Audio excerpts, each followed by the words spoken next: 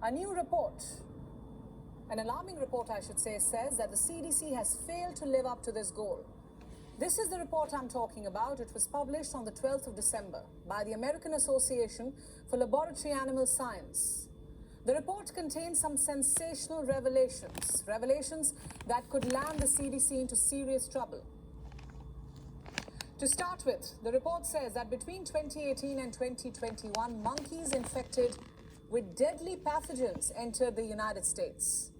Some of these non-human primates carried a pathogen that is deemed to be a bioterrorism risk to US citizens. And the CDC is now being accused of not being transparent and failing to inform the public about this. I'll tell you how in a bit. First, let me break down the story. First things first, where were these monkeys imported from? Cambodia. The report says they were raised in the wild, nurtured at Cambodian farms, and then taken for research purposes to the United States. What research purposes? Primarily for production of medicines. You see, America has forever conducted tests on animals, it's no secret, to prepare vaccines and medicines for public consumption. Some of these tests are conducted on non-human primates, mainly monkeys and apes. A lot of them come from Cambodia.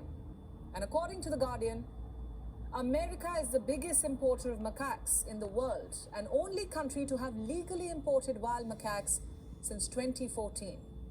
Look at these numbers now. More than 5,851 macaques from Cambodia entered America in 2018. In 2021, this number more than tripled, with more than 18,000 macaques entering the country. And last year, a group of 360 macaques entered America in a shipment. One of them was infected with B. pseudomallei, a bacterium. It was kept in quarantine at a Texas facility and was then euthanized due to concerns. The rest of the macaques were not infected, but researchers say even asymptomatic monkeys can shed this pathogen out of distress when kept in cages. In fact, that's exactly what happened next. They identified 5 other monkeys who were diagnosed with this pathogen much later, 1 during quarantine and 4 others several months after they were released from quarantine. Did they pose a risk to humans? One can't say for sure, but on the 27th of July, when PETA obtained information about this story, the CDC issued a warning about the presence of this pathogen in the environment. It said it had been found in the Mississippi Delta. This marked the first time that the pathogen was detected in soil and water in America. What's worse, this pathogen reportedly infected 2 people with melioidosis, a rare disease that can sometimes be fatal. Headlines from around that time show that that was the first infection that occurred in 2020. The second one was reported this year. For the record, melioidosis is classified as a potentially deadly disease. It can be caused by contact with the pathogen in soil or water. It has a mortality rate of up to 50%. It is said to infect 165,000 people every year, resulting in about 89,000 deaths.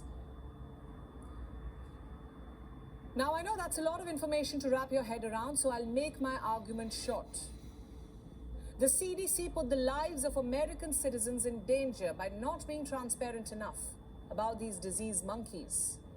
It knew the danger to humans, but failed to warn the public well in time. It was only after it was nudged to do so by researchers and activists that the CDC decided to release information about its experiments. Now remember, it is the CDC that has been investigating the COVID lab leak theory, the theory on whether the Wuhan virus was man-made. In fact, the former CDC chief went to the extent of saying that a lab leak was the most likely cause of this pandemic. The same body has now itself been accused of endangering human lives, of bringing infected monkeys into the United States of America and not saying a word about it to the people. My point is simple. The United States and its federal agencies go around accusing China of conducting unnatural tests on animal species, tests which could put the whole of humanity in danger. And now, the US seems to be guilty of the very same crime. We can hope that scientists and activists in America push for an investigation into the actions of these agencies. Good luck. Beyond